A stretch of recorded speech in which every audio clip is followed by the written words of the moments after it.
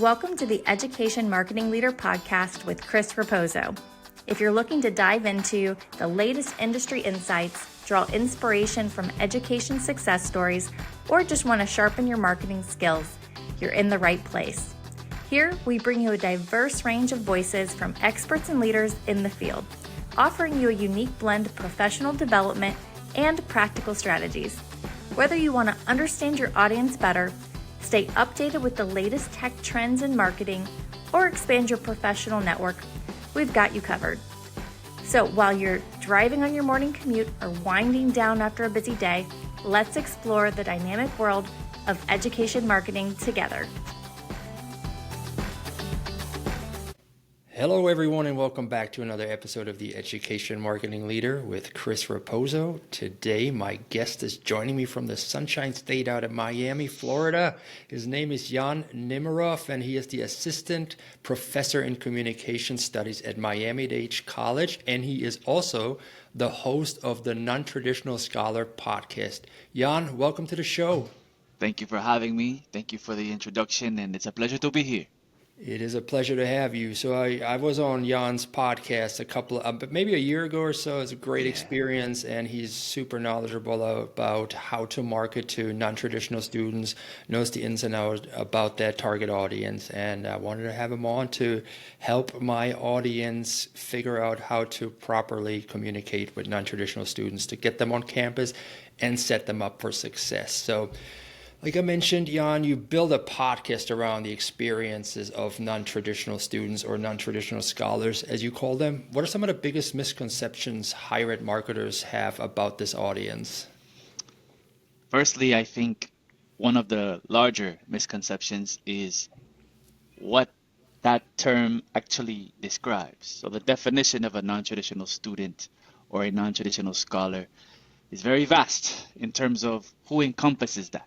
So I think some marketers, initially, they may perceive the archetype of a non-traditional student to be fitting in one particular avenue, perhaps a parent, a single parent, or a full-time worker, older, perhaps a student that may be a military veteran. But essentially, what I think marketers should realize is that when you are thinking about a non-traditional student, you should focus the perception on that as anyone that can be within either of those benchmarks. So in other words, they could be a parent, they could be a full-time worker, they could be a military veteran, they could be an older student. But essentially the way that I define it is anyone that did not take the traditional route towards college. That essentially is how I envision a non-traditional student and essentially a non-traditional scholar. Anyone that did not take the direct route from high school and then jump to college and then finish college within that 4-year or 2-year forecast, that's a non-traditional student. So in that definition and in that understanding, you can see how vast and how wide that net casts. That is so true. There's so many different aspects about non-traditional students, like you just mentioned. You mentioned the parents, and I know that one of our mutual friends, Maria Kunz, you had her on your show, and the story she told about bringing her son to her classes and he was sitting outside in the hallway. I highly recommend anybody listening to this to check out that episode with Maria Kunz, and I'm probably going to tag it in the recap as well, because it's just such a powerful story and I want everybody to know about it. But yeah, it's a lot going on, for non-traditional students. So for traditional students, however, marketers often focus on the college experience. What messaging shifts need to happen when marketing to working professionals, parents, and career changers? I think the key is relevance. For non-traditional students, what appeals to someone who takes the non-traditional route is how is it relevant to me and what I'm looking to do within my life? How can I take what you are appealing to me, marketing to me, and how can you connect that to the relevance of my aspirations, of my goals, of my decisions to actually return and finish what I originally started perhaps many years ago, or maybe a little while back. So I think relevance is at the core to appealing to non-traditional students. They walk into the classrooms with the same intention, whether it's a virtual class, an in-person class, an asynchronous online class, or a synchronous online class where they meet via Zoom. They want to know how what they're learning matters in terms of who they are. How can they take what they're learning and connect it to the relevance of their everyday lives? And I think that should be at the core of marketing towards a non-traditional student.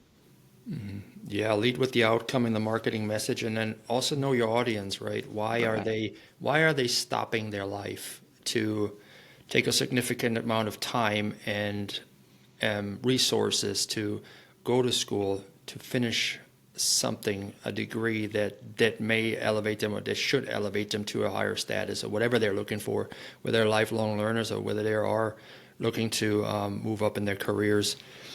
But let's talk about some of the people that you've come across during your podcast journey. Have you come across any particular compelling student success stories there that would make great marketing content for higher education marketers? I think to answer that question, Chris, we're gonna have to have a second episode because there are so many. There are so many, and they all bring value and inspiration, and they all deserve a platform to have their story be told, like yours and your 4,000-mile journey from Germany to here and deciding to go back to school from the community college out in Tampa and finishing at UF. You know, that is an inspirational story in itself. I'd like to mention that the stories that I curate are an inspiration to me. And one thing that I would like to highlight before I answer your question is that marketers, to create that answer to the why of the non-traditional student and to also appeal to the relevance, I think marketers and professors on my side of the institution, we should collaborate more. Because if you find out what the instructor's intention is with their curriculum and why they're actually teaching the way that they do and their purpose for educating the students. I think that in itself, the information provided by the faculty to the marketer can curate an appeal or I would say curate the information needed to appeal to the non-traditional student. Once that integration or the gap between one and the other is narrowed and it's more integrated, I feel that what we are all trying to do will make a bigger impact for the audience, whether it's traditional, non-traditional. But I feel that there is a gap between the faculty end of the institution and the end of the other side of the institution, which is actually marketing towards this audience. My audience in particular are non-traditional students like yourself and like myself and like the many others that have shared their testimonies on my podcast. But students as a whole, I feel at the education level that we are currently in and in the context that we are currently educating, there seems to always be this either or this versus in terms of the opportunities for students to pursue an education. For example, education and higher education, a 4-year degree, as opposed to a trade or a vocational or a technical degree. And there's this divide that seems to separate them as opponents or either or. And I don't see them as either or, and I think we need to market it more as options, not versus. Options. Because there could be a non-traditional student who feels that the technical trade certification works better for them. But they shouldn't feel that that is opposed to the 4-year degree that other non-traditional students are looking to pursue and realize in their life. And I think one story in particular from my podcast that speaks to that is the story of an entrepreneur by the name of Gloria Rodriguez. She was the second non-traditional testimony that was shared on my podcast. Gloria was incredibly successful. She started out as a high school dropout, and she eventually turned that difficult situation into a successful business with her husband. She opened up a pizza restaurant, and the pizza restaurant is very successful in the Miami Lakes area, but she felt that wasn't enough, and she felt that there was something missing. So later on in her life, I won't date her per se, but let's say in her mid to late 40s, she decided to take a chance and come back to school and finish what she started for her grandchildren, for her children, and for who ultimately inspired her, which was her grandmother. So even though she was very successful with her business ventures, she thought that there was still a void that needed to be fulfilled. And I can safely say that as of today, she finished her 2-year degree with honors from Miami Dade College. And she is not only still running that business, but now she is a substitute teacher in Miami Dade Public Schools and on the verge of earning her bachelor's degree to become an elementary school teacher. That's amazing. Those are the stories, that drive you as a higher ed professional, whether it's faculty or marketer, to continue the work that you're doing. And then the other thing you said about the 4-year degree versus the trades degree, right? To communicate that one is not lesser than the other, because the conception is like, well, if you don't get the 4-year degree in the white collar route, you're a little beneath the pole there, which that's something it's been indoctrinated into us over decades, because the route when you go through high school, it's always like the expectation for most people is, well, you got to go to college, otherwise you're not a success. But that sort of success looks different for everybody, right? Because I worked in the trades first in Germany. I realized that was not the route for me. That's why I went back. But there are other people that are good with their hands, and they're being shoved into a 4-year degree, right? Accountancy, for example, they walk around miserable for the rest of their lives, right? But if they would make the switch, or if they're going to make the switch, some of these folks, they're going to thrive in those careers.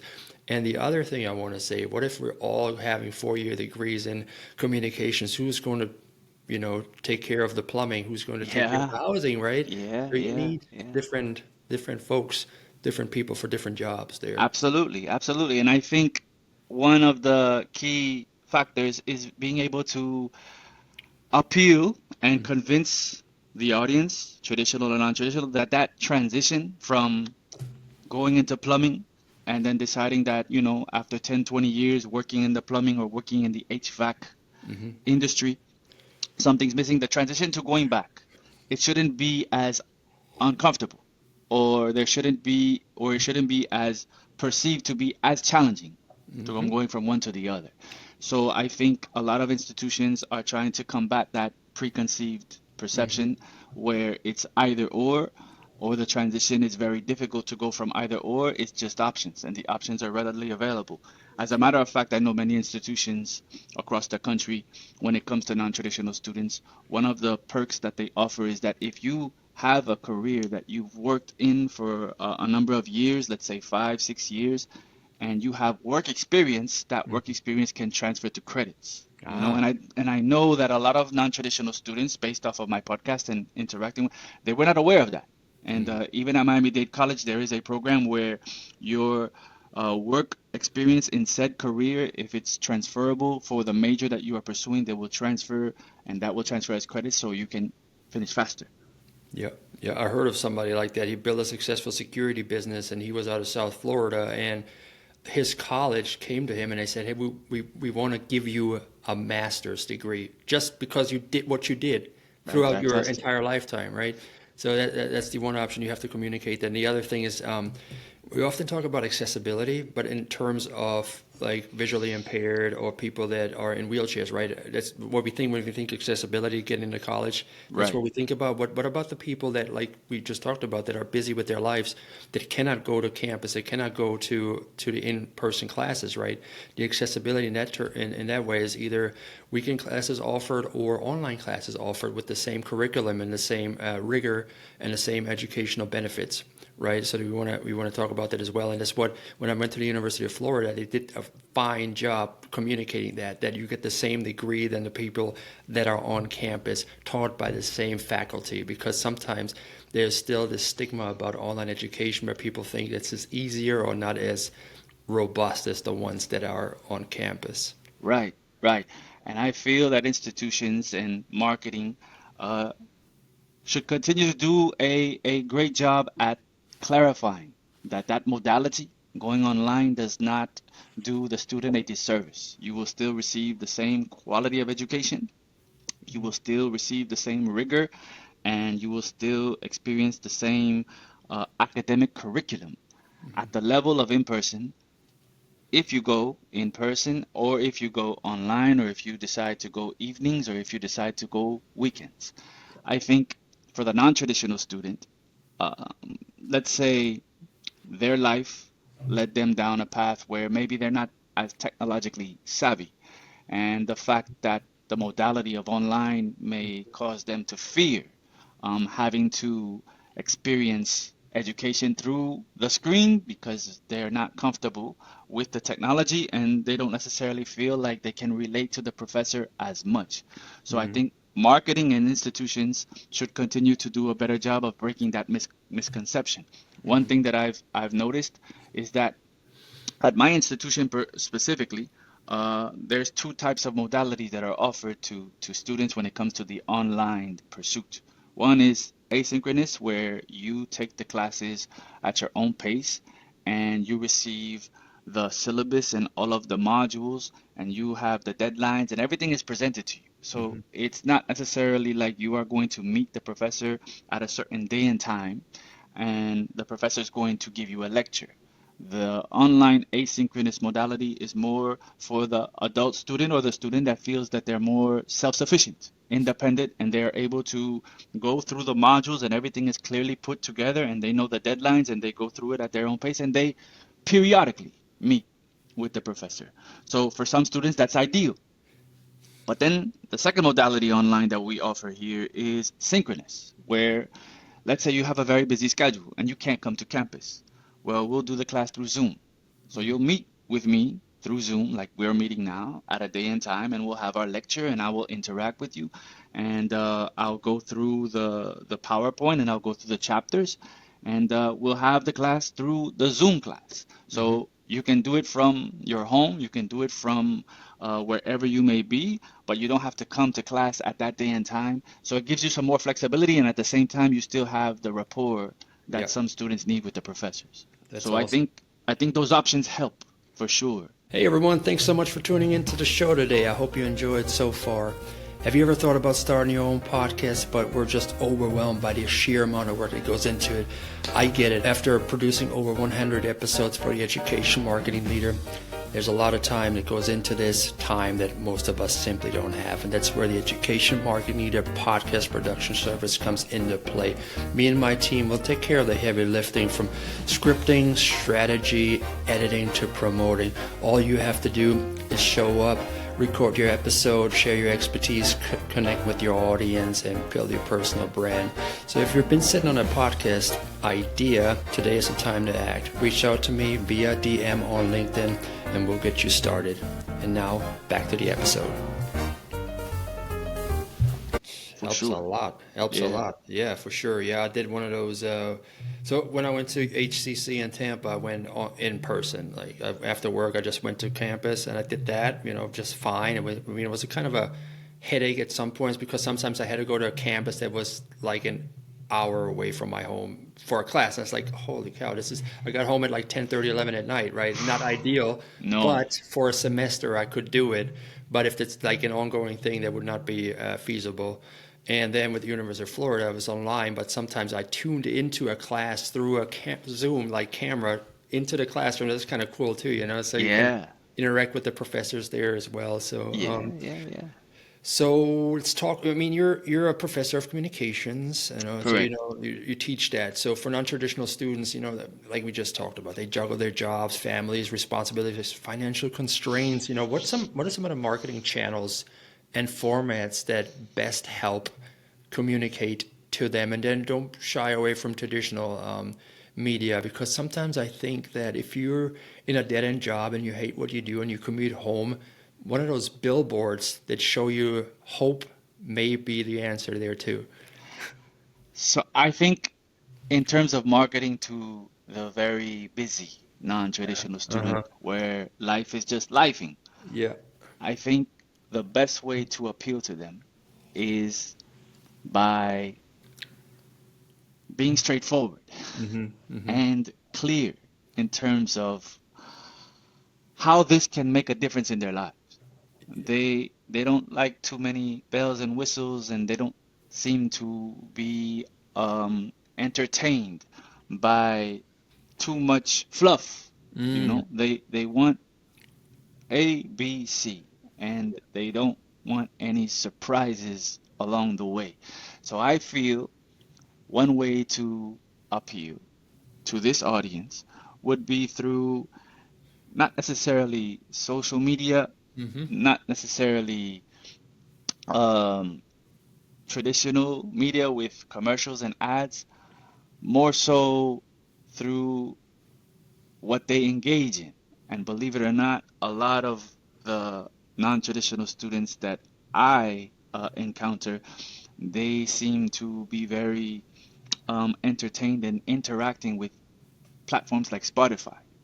Mm. So there's been a slight shift in terms of the non-traditional students that come to my class because it seems that they enjoy more receiving information and being connected to shows like podcasts on platforms like Spotify or Apple Mm. Podcast. So I think in that avenue, which is very innovative, especially for how people perceive non-traditional students. But non-traditional students can be 24, can be 25. So the younger non-traditional students seem, in my experience, to be more open to receiving that type of appeal through platforms like Spotify and Mm-hmm. less dismissive compared to social media. Social media, it's easier for them to swipe, but if they're on Mm-hmm. Spotify, they're there because they're willing to listen and they're in their car driving, dealing with 1 hour traffic. So, what better way to give them an opportunity to listen to how said institution or higher education can make an impact on them? So, because again, the definition of a non-traditional student, the net is so wide.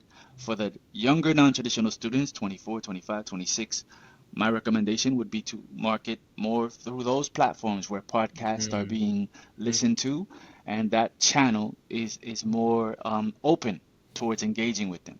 For Yeah. the older non-traditional students, I think that uh, they would be more willing to be open to the marketing and to the advertising and to the intention of the ad through Facebook Mm. and perhaps TikTok. Um, if they are engaged with those, I think that if they find someone that they are connected to, one way to have them be more open is if whoever they follow or whoever they are actually interested in engaging with on a daily basis, because they Mm-hmm. spend a lot of time on this device, eh, marketing should try to find a way to collaborate with them. Just Yeah. like marketing should collaborate with faculty, I think marketing should also collaborate with those, I guess the word would be influencers Mm. on those platforms to connect with that audience. So I would say podcasting, platforms like Apple Podcast, like Yeah. Spotify, and the traditional social media platforms that the older population typically engages with would be avenues. And another way I think that would be innovative is if the marketing would come to the classroom. Mm. So a guy like me, Mm-hmm. if I would see the value in what you guys do, me and you would collaborate one day and I would give you a class period to market to my audience, you Nice. know? And I think that that in itself can give you a lot of insight because you can have a discussion with my audience. And I think that's valuable too. Yes. You get first party data right there in the classroom. Exactly. Now, the other thing that I heard, having those commercials on Spotify, you can go directly to the non-traditional scholar host and tell him you want to sponsor his episode, and then he's going to drop a name for your For institution. sure. For sure. And we can have a conversation, you know? For sure. Yes. Absolutely. So, what are some of the biggest concerns non-traditional students have considering higher education and going back to schools? Is it financial? Is it the timing? What have you heard? There's it's multifaceted. Mm. So it's layered. For some, it will be the finances. Hmm. And it's the finances in terms of I'm a non-traditional student. When I left, I didn't leave on good standing. I left and I just left because life was lifing. So I left withdrawing from a bunch of classes. Now I want to come back and I see that there's financial aid and I see all of this marketing for resources and I see that I have, this non-traditional scholar center here that can help me with childcare and whatnot. But when I come back, I find out surprisingly that I'm on academic probation. So that means that all of that isn't available for me yet. And that surprise can deter, which deters many non-traditional students. So again, be upfront, don't show the carrot and highlight the carrot and make the person feel like the carrot is attainable. And then when they go to reach for the carrot, oh, there's a cage that stops them. And I think that when it comes to finances, that is a big problem for a lot of non-traditional students because many leave on bad terms and they have to make up and then they have to start from behind. And starting from behind also means that because they're on academic probation, they don't have the financial aid right away and they have to pay out of pocket. So that can be a very big deterrent for sure. It's a huge blocker right there if you get that. If somebody who finally makes that step and it's like, oh, wait a minute, it's going to take this and that and that. And then how would you suggest them overcoming that friction? I think honesty and integrity and being authentic to the audience and also realizing because the net is so wide that some of the marketing needs to be individualized or case by case. So you might have more than one ad for more than one audience, more than one non-traditional audience that answers that, I think that would be very important, and the ads should be as nuanced as the audience, for sure. Yeah, so we were talking about being a little bit more personal. So there's a huge shift towards personalization. How can institutions make their outreach feel more tailored and relevant to non-traditional students without it feeling just like another automated campaign? Right. That is, I believe, vital, vital for the audience that we're talking about. They've been duped a lot in life, and they don't want to be, they're tired of having the wool pulled over their eyes. And if they're going to pursue this, they want to pursue this in a way where it's clear, where it's easily understood, and all of the difficulties are addressed up front so they're aware and they can make a sound decision and know that they'll follow through with the decision. If the surprises come along the way and they weren't expecting the surprises, then the outside responsibilities, the outside obligations become louder and they become less invested in what they originally signed up for.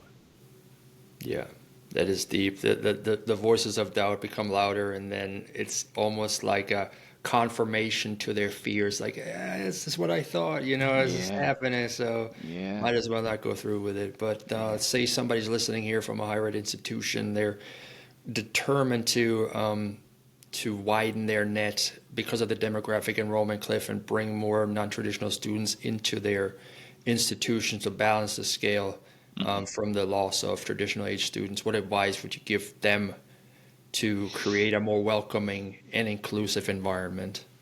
One, let me first congratulate you all who are doing this work. You are to be commended.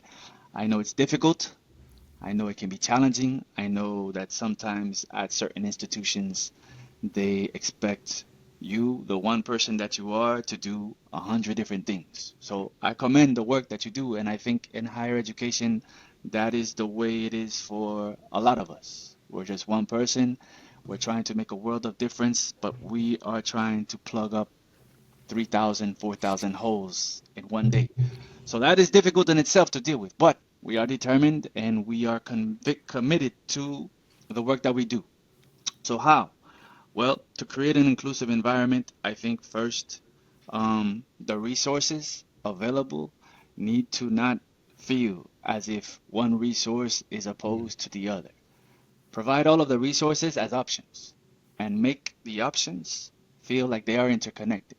Meaning that if they decide that they want to go down the 2-year trade route, because they want to be an HVAC technician, and along the way they feel that the HVAC route isn't working for them, let them realize up front that transitioning to something else is not difficult and it's not uncomfortable. Let that transition be more fluid. Two, realize that who you are appealing to, that is a very wide audience. So try to make it as personal as possible. Make it as personal. The stories matter. And I think sometimes instead of marketing the KPIs and the resources, a non-traditional student themselves should be the story, because that story that you are advertising can speak volumes to the other person on the other side of the screen. So I think getting connected to people who've actually went the route and were able to accomplish the route and have varying stories, not just one non-traditional student. Have one non-traditional student that was older. Have one non-traditional student who decided to go into accounting, but then eventually shifted and turned out to finish with carpentry. Have another non-traditional student who, like Maria Kuntz, had their child in the classroom. I think that there should be a variety of stories being told to the audience, so the audience doesn't feel like it's just one type of non-traditional student when it varies. It varies. The resources, being upfront, and also being honest about the challenges that might come their way. Don't dangle the carrot and just show them the stage. I think Yeah. it's important to mention to them that, this might come, but we're ready to help you through it. It's Yes. not a deterrent. It's something that we're aware of and that we can work with you to get through it, right? We're here to help you through, to get you across the stage, to finish what you started, all the while the storm still will arise. We'll still be there to help you through it. So I think honesty, I think being very personal, and I also I truly believe that, making the resources feel like they're all options and they're not either or, are integral to convincing someone like you, someone like me, someone that was who we were years ago, to take the decision and make that step towards a higher education. Beautiful. How can people get in touch with you, and where can they find your podcast? Tell them a little bit about your podcast as well. So, like we mentioned, I have a podcast called the Non-Traditional Scholar Podcast. It is a podcast designed to have these types of stories be told. Stories like Chris, stories like Gloria, stories like Maria, stories like mine. We also go in depth regarding higher education and some of the trials and tribulations and some of the work people like Chris and other people in higher education, the good work that they're doing. Um, I'm on all podcast platforms. You just search the Non-Traditional Scholar. You can find me on Spotify. If you want to reach me personally, if you want to collaborate, my email is ynemeroff@mdc.edu. I'm here to collaborate. I'm here to build that bridge and connect with people that are like-minded and are doing the work that we're doing to help more people realize the value of higher education and finish what they start. Professor Nemeroff, thank you so much for being part of the Education Marketing Leader podcast. Thank you so much, Chris, for having me. This was an honor and a pleasure, and thank you again. Take care. Take care.